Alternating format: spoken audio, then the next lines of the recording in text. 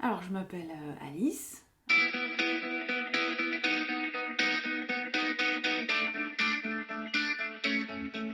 me décrirais comme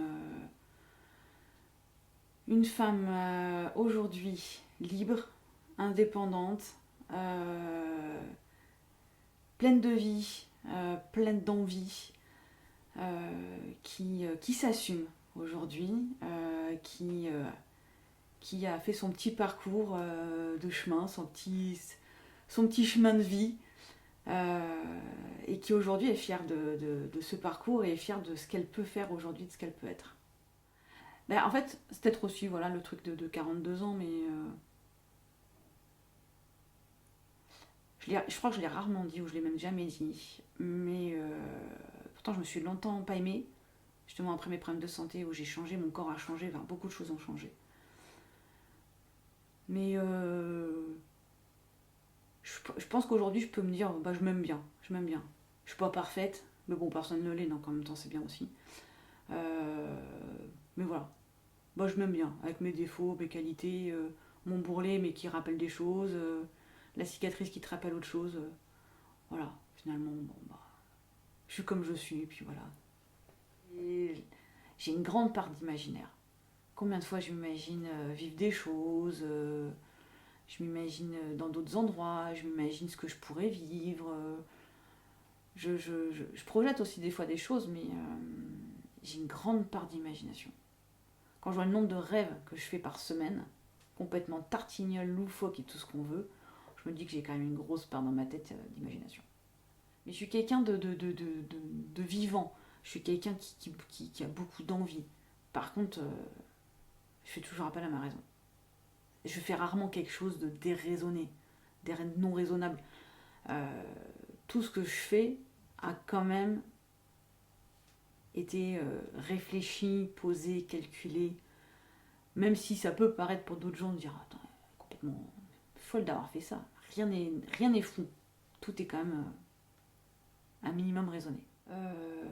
Je peux avoir ce côté un peu des fois un peu bonhomme entre guillemets, un peu cash, un peu brut. J'ai pas de problème de changer aussi ma façon de parler. Je peux parler de façon très calme, voilà, comme ce que je fais là.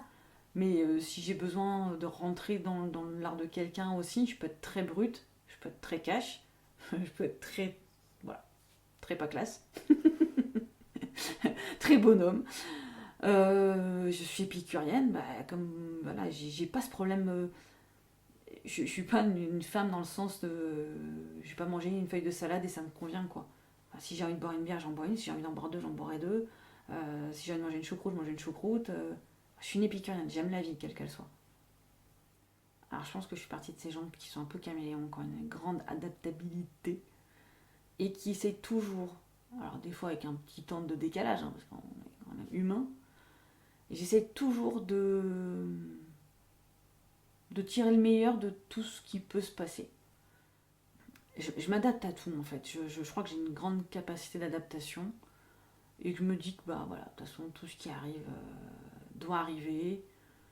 Pas une sorte de, c'est pas non plus du fatalisme, hein, c'est pas non plus. Voilà, l'endométriose quand ça m'est tombé dessus, ça m'est tombé dessus. Bon, bah je l'ai pris. Il y a un temps d'acceptation, il y a un temps de truc, il y a tout ça de se dire bon bah ok, qu'est-ce qu'on en fait? Tu restes sur ton canapé à te morfondre et plier en deux, ou est-ce que tu en fais quelque chose? Est-ce que tu avances? Est-ce que tu en fais. Voilà, est-ce que tu. Je m'adapte relativement facilement, entre guillemets, à tout. Ma plus grande qualité, ça serait aujourd'hui d'être humaine, mais humaine avec un grand H. Je suis quelqu'un de bienveillant, je suis quelqu'un d'empathique, j'aime les gens, euh, j'aime j'aime que les gens soient bien, mais j'aime être bien avec les gens et je suis quelqu'un de vrai et entier. Donc je pense que ma plus grande qualité aujourd'hui, c'est d'être humaine avec un grand H. Mon pire défaut, c'est d'être un peu trop entière des fois ou un peu trop cash. Je sais que c'est quelque chose autant on peut trouver ça chouette, autant des fois on me dit que c'est un petit peu indélicat, on va dire. Mais je suis cash, mais je suis jamais méchante. Mais en tout cas, je communique. Alors pas toujours à l'oral, parce que des fois, je sais que je vais être un peu trop envahie par les émotions. Du coup, je passe par l'écrit. Mais je fais quand même attention à ma façon de communiquer avec les autres. Je peux aussi m'excuser quand je sens que j'étais un peu trop directe. Mais des fois, j'explique aussi, dire voilà, je suis directe parce que comme ça, je sais que je le dis et ça m'évite de tourner autour du pot parce que sinon, je sais que je vais pas dire ce que je veux dire. Donc voilà, après, pas toujours très adroit aussi, mais bon, on est humain, quoi. On a le droit de se tromper. Ce qui me procure de la joie, c'est les choses simples en fait de la vie. Euh, Même si j'ai que 42 ans aujourd'hui, je me rends compte que ce qui vraiment me procure de la joie aujourd'hui, c'est les petits moments simples de la vie. Cuisiner, aller me promener, me balader, aller marcher avec ma fille au bord de l'étang. Voilà, c'est vraiment des choses très simples, mais c'est vraiment ce qui me procure le plus de joie. C'est de voir le malheur des autres, de voir les gens, quand tu vois des gens qui sont incapables de s'exprimer pour pouvoir dire ce qu'ils ont à dire, ou quand tu vois des gens qui sont embourbés dans leur malheur et qui n'arrivent pas à s'en sortir. Il y a des fois, j'aimerais pouvoir sauver tout le monde, bon, on peut pas. Et puis on peut sauver que des gens qui veulent être sauvés, entre guillemets, mais il y a des fois, tu as envie d'y aller, de les sortir de leur marasme et de leur dire mais ouvre les yeux, regarde ce que tu as devant toi, c'est facile, sois heureux. Mais bon, voilà, c'est ce qui me rend plus triste en général. Les araignées. Non, je rigole. Alors, ça fait partie de mes plus grandes peurs, les araignées. Ma plus grande peur, alors, la mort, mais pas le fait de mourir, mais ma plus grande peur, si, c'est de voir ceux que j'aime mourir avant moi. Et en même temps, ma plus grande peur, je crois que c'est de mourir avant ma fille. L'injustice. Je supporte pas l'injustice. Euh, L'injustice me met en colère. Et un truc qui peut me mettre aussi en colère, c'est l'impression d'être oppressé. Euh, quand, quand les gens t'oppressent et te laissent pas t'exprimer, te laissent pas parler, surinterprète ce que tu as pu dire, mais ça peut me mettre dans une colère intérieure. J'apprends à gérer aussi mes émotions, forcément, mais une colère intérieure et j'apprends à respirer, faire un pas de côté, réfléchir pourquoi la personne, nanana, enfin tout la gestion des émotions là sur la. Mais ça peut me mettre en colère, ouais, ça peut me mettre facilement en colère quand même. J'ai forcément des regrets dans ma vie, mais je crois qu'en fait, j'aime ma vie aussi d'aujourd'hui. Et je me dis que chaque chose est arrivée quand il fallait que ça arrive, et finalement, si c'est arrivé peut-être avant, peut-être que ça aurait été trop tôt ou trop tard. Euh, Là, comme ça, j'ai pas de regrets. Puis je me dis que j'ai 42 ans, j'en ai encore sous le pied, je peux encore. Dans le pire des cas, les petits regrets peuvent être faits plus tard. Donc, mais j'ai pas non plus une liste énorme de choses à faire avant de mourir ou quoi que ce soit. J'ai pas trop de regrets en fait, je prends ma vie, je pense, comme elle est, et puis j'accepte au fur et à mesure les choses. Alors, mes atouts et mes forces physiques, comment dire. Alors, ça, je pense pas que j'en ai. À part d'être souriante, ça, je pense que c'est un de mes plus grands atouts. Euh, D'être souriante et du coup, je pense d'être avenante. Euh, Peut-être d'être simple aussi. Mais ma plus grande force psychologique, c'est une grande confiance en la vie. Euh, et de croire en moi. Alors, j'allais dire, je ne sais pas d'où ça me vient, mais je pense que ça me vient parce que j'ai 42 ans et que je sais par où je sais la vie que j'ai menée et je sais que voilà que je suis fière d'en être là où j'en suis aujourd'hui. Et du coup, j'ai une confiance absolue en moi-même. C'est-à-dire que je sais que je peux compter sur moi pour avancer. J'ai pas peur. En fait, j'ai plein de peurs. J'ai plein de doutes. Mais j'ai une sorte de confiance absolue en moi-même de me dire, de toute façon, si tu le fais, tu y arriveras. D'une façon ou d'une autre, tu y arriveras. Voilà, on te ferme la porte, c'est pas grave, il y a une fenêtre, et puis c'est pas la fenêtre, il y a le Velux, et puis c'est pas le Velux, il y aura le garage, et puis si c'est pas le garage, tant pis en fait. Si c'est peut-être cette personne-là, elle te méritait pas de te rencontrer, et puis next, on passe à autre chose quoi. J'ai fait plein d'erreurs, Je me suis trompée de vie plein de fois. Mais j'ai rebondi à chaque fois. Mais j'ai rebondi parce que je me suis pris par la main. Je suis descendue, hein, des fois j'ai tapé le fond, hein, mais parce qu'il fallait aussi. Pour rebondir, il faut bien rebondir sur quelque chose. Hein, donc, ce qui est bien, c'est que quand on se trompe, le fond il est de moins en moins fond. Je trouvais qu'en fait, au fur et à mesure, ça faisait un peu comme les sédiments qui se mettaient les uns sur les autres. Bon, il y avait des erreurs. Au fur et à mesure, tu te trompes. Bon, il y a quand même un tas d'erreurs en dessous. Donc tu rebondis quand même de moins en moins bas, quoi. Enfin, c'est moins en moins bas que tu descends. Après, là où arrivera le rebond, on sait pas toujours où ça va arriver. Mais j'ai rebondi de l'endométriose, j'ai rebondi de mes erreurs passées, j'ai rebondi de mes, de mes histoires d'amour qui ont été souvent très très chaotiques, parce que je cherchais l'amour du père, je cherchais la reconnaissance du père, la reconnaissance de l'homme. J'ai mis un bout de temps à me dire que je pouvais aussi être juste reconnaissante de moi-même sans avoir besoin de la reconnaissance d'un homme. J'ai quand même été plus en forme que maintenant. Grosse faiblesse physique, ça a été souvent mes problèmes de migraine. C'est-à-dire, je voulais faire un stit à la base, mais je me suis rendu compte en fait que c'est complètement utopique parce que quand on est migraineuse et qu'on a un stit, c'est quand même compliqué à gérer. Moi, le bruit avec 30 gamins, c'était pas possible, quoi. Mais j'ai mis longtemps à m'en rendre compte. Donc, il a fallu que je change aussi toute ma vision de ma vie. J'avais fait toutes mes études pour faire un stit. Et qu'est-ce qu'on fait quand on finalement le fera pas? Un peu compliqué. Mon corps m'a souvent joué des tours.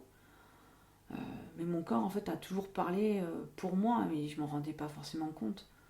J'ai beaucoup de problèmes d'infection urinaire quand j'étais plus jeune, beaucoup de problèmes de migraine, beaucoup de problèmes de... tous mes problèmes finalement gynéco, endométriose et tout le tintouin. Mais est-ce que c'était pas des alertes pour dire ouh, t'es pas dans la bonne vie, ouh, affirme-toi, t'es pas à ta place, c'est pas ta place là. Allez, bouge, fais autre chose. J'ai mis du temps aussi peut-être à comprendre tout ça, mais mon corps a été peut-être une faiblesse. Mon corps une faiblesse parce que qu'est-ce que j'étais bien avant. Physiquement, franchement, j'étais bien avant. Aujourd'hui, il a fallu aussi accepter un nouveau corps avec des kilos en plus que t'as pas envie d'avoir, que t'avais pas envie d'avoir. Mais c'est pareil, aujourd'hui je l'accepte. Bon, j'ai pas trop le choix non plus, hein, pas non plus. Parce que les kilos hormonaux, ils sont pas forcément évidents à perdre non plus. Puis j'ai pas non plus envie de m'acharner à faire du sport à permanence. Mais je reprends le contrôle de mon corps aussi aujourd'hui. Aujourd'hui, je fais de la boxe. Depuis septembre. Hein.